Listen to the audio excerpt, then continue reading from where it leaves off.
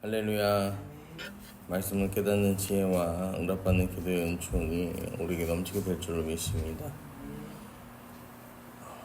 우리가 이 세계 역사, 인간의 역사를 살펴보면 인간의 역사는 대부분 반복되는 것을 우리는 보게 됩니다. 반복된다는 건 이 결과가 눈에 보인다라는 거죠. 그러면은 이 눈에 보이는 결과가 반복되니까 좋은 방향으로 이거를 길을 변경해서 좋은 방향으로 가면 되는데 항상 보면은 그러지 못해요. 왜냐면은 인간은 연약하기 때문이죠. 뻔한 결과를 향해서 달려가는 이유가 뭐냐면요. 이 자기는 나 자신은 다를 거야 라는 이 교만함 때문에 이 뻔히 보이는 결과를 향해서 우리는 달려갑니다. 인간은 교만해서 계속해서 똑같은 실수를 반복해요. 그런데 우리 하나님은 여전히 똑같은 실수를 반복하는 교만한 인간도 사랑하셔서 끝까지 그와 함께 하시면서요. 그를 지키시고 또 싸매시고 고쳐주심을 우리 말씀을 통해서 보게 됩니다. 오늘 말씀에 등장하는 이 왕의 이름은 아사랴라는 왕입니다. 이 아사랴가 누구냐면은 아마샤의 아들이에요. 아마샤는 누구죠? 요아스의 아들이죠. 그러면 이 족보를 조금 거슬러 올라가 보면 요아스는 이 한 살이 됐을 때 그 할머니 아달랴가 이 자기 아들 아하시아가 죽음으로 인해서 이 손자들을 다 죽여버립니다. 그리고 아달랴가 스스로 왕이 되죠. 그때 아달랴의 손을 피해서 성전에서 7년을 피해서 살다가 8살에 왕이 되는 왕이 요아스죠. 그런데 이 요아스가 그 자신을 보살펴주고 또 왕으로 세워준 이 여호야다 제사장이 죽으니까, 고모부가 죽으니까 그 다음부터 어떻게 합니까? 또 바알과 아세라를 쫓아서 살아가요. 그러다 결국 이 신하들의 손에 죽습니다.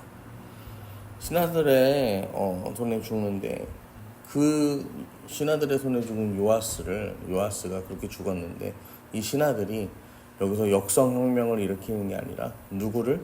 요아스의 아들 이 아마샤를 왕으로 삼습니다. 문제는 이 아마샤가 죽을 때의 이야기인데요. 아마샤가 죽을 때 이 아마샤도요, 이 신하들에게 죽임을 당해요. 왜요? 이 아마샤도 이 하나님 편에 서서 끝까지 정의롭지 못했고 이 우상을 숭배했기 때문이죠. 그런데 그 아마샤의 아들 아사랴가 또 왕이 돼요. 아마샤가 점점 악해지니까 신복들이 아마샤를 죽이거든요. 자기 아버지 요아스와 똑같은 역사가 반복돼요. 왕을 죽이고 아들은 살려두고 또 왕을 죽이고 그 아들은 살려두고. 오늘 말씀도 보면요, 1절부터 보시면 이스라엘 왕 여로보암 제27년 유다 왕 아마샤의 아들 아사랴가 왕이 되었다. 여기도 또 아버지가 신복들의 손에 죽었는데 아들이 왕이 되는 거죠. 그런데 3절에 보면 아사랴가 그 아버지 아마샤의 모든 행위대로 여호와 보시기에 정직히 행하였으나, 여기까지는 괜찮아요. 근데 4절에 오직 산당은 제거하지 아니하였으므로 백성이 여전히 그 산당에서 제사드리며 분향하였다 라고 성경이 말합니다. 여러분, 솔로몬 성전이 건축되기 이전의 시대에는 산당이 있어도 괜찮은 시대예요. 왜냐면은 이 하나님께 예배할 대표적인 중심 장소가 없잖아요. 그러니까 이 사람들이 뭐 어디 모여서 할 수가 없으니까 그 각 지역마다 산당을 쌓고 그 산당에서 뭐 할 수 있는 거예요? 예배할 수 있었던 거예요, 하나님 앞에. 그런데 이제 성전이 있으니까 이 산당은 다 없어지는 게 맞는 거예요. 자, 그런데 산당이 왜 사라지지 않냐면요, 산당이 있으면은 이 사람들 마음이 그런 거예요. 야, 우리가 굳이 예루살렘에 갈 필요가 있냐는 거죠. 응? 왜냐면은 여기 산당에서 내 맘대로 내가 편한 시간에 제사 드리면 되는데, 그럼 되는 거 아닌가?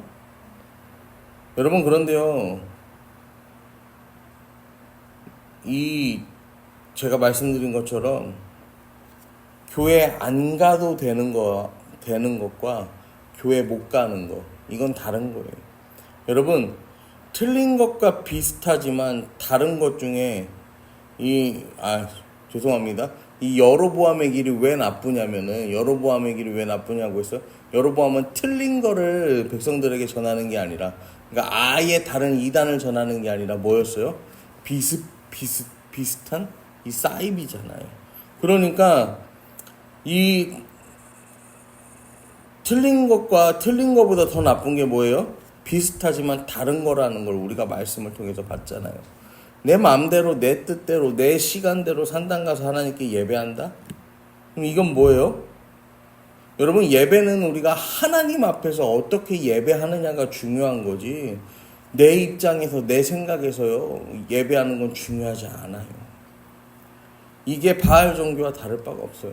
산당을 허물지 않은 게 왜 문제냐면요, 바로 이와 같이요, 내가 편한 신앙, 내가 하고 싶은 신앙, 이거에 남아있는, 이거를 대변하는 대표적인 이 장치가 뭔 거예요? 산당이었다라는 것이죠. 그리고 이게 유대 왕들이 저지른 가장 큰 문제다라는 거예요. 하나님이 보다 못해서요, 이 아마샤를요, 치십니다. 치셔서요, 나병 환자로 만드세요. 오늘 말씀 15장 5절에 보면 여호와께서 왕을 치셨으므로 그가 죽는 날까지 나병 환자가 되었다.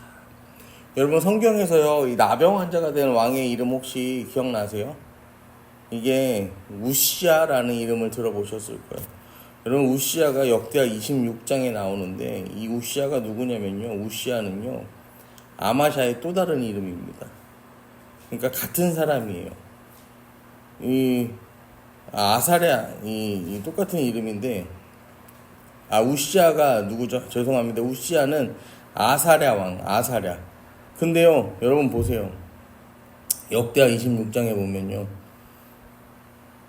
3절에 보면 우시아가 왕위에 오를 때 나이가 16세라. 예루살렘에서 52년간 다스리니라. 그 어머니 이름은 여골리하여 예루살렘 사람이었더라. 우시아가 그 아버지 아마샤의 모든 행위대로 여호와 보시기에 정직하게 행하여. 그러니까요, 여러분, 이 역대하 말씀을 보면요, 이 우시아, 아사랴가요, 굉장히 강력한 정책을 펼칩니다. 그래서요, 막 이스라엘에서요, 제2의 솔로몬이 나타났다, 막 그렇게 이야기해요.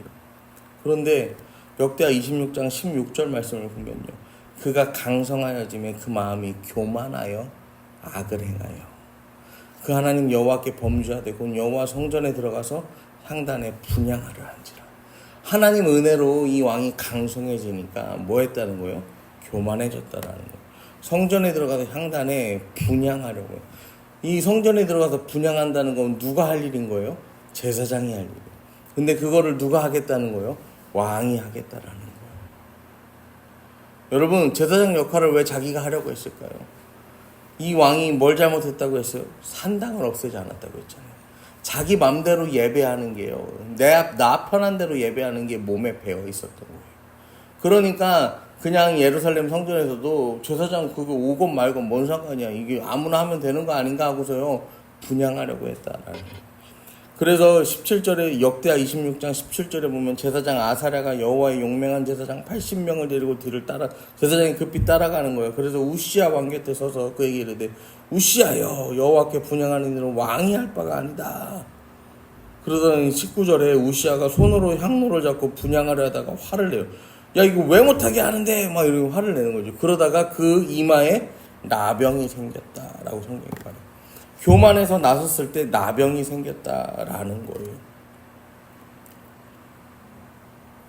그래서 20절에 대제사장 아사랴와 모든 제사장이 왕의 이마에 나병을 생겼음을 보고 이제 부정해진 거죠. 율법에 따라서 성전에서 급히 쫓아내는 거야. 그리고 왕도 나가는 거야. 그리고 죽을 날까지 나병 환자가 되었다. 그래서 나병 환자가 되면 여호와의 전에서 끊어져 별궁에 살았으므로 그 아들 요담이 왕궁을 가려며 백성을 다스렸다라고 성경이 기록합니다. 여러분 그러면 오해하실 수 있어요. 하나님 앞에 잘못하면 나병이 생기냐?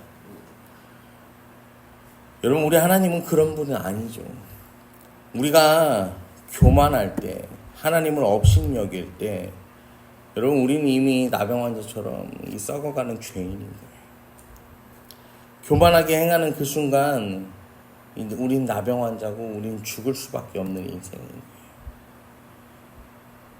여러분 그때 내가 나의 죄인됨을 내가 인정하고 하나님 앞에 고백하면요, 하나님은요 그 인생을 반드시 고쳐주세요. 반드시 건져주세요. 근데 인정하지 않고 교만을 떨잖아요. 그럼요 그게요 드러나게 되는 거예요. 여러분 오늘도 우리가 성경을 통해서요 반복되는 역사 가운데 역사가 똑같이 반복되잖아요. 똑같이 반복이 돼요. 그런데 여기서 우리는 인간의 약함을 보고 여러분 실망하는 것이 아니라 그럼에도 불구하고 끝까지 함께 하시는 그 하나님의 살아계심을 바라보는 저와 여러분 되기를 소망합니다. 하나님을 나의 주인으로 모시고 하나님 앞에서 겸손함으로 살아가시기를 이 시간 부탁드립니다.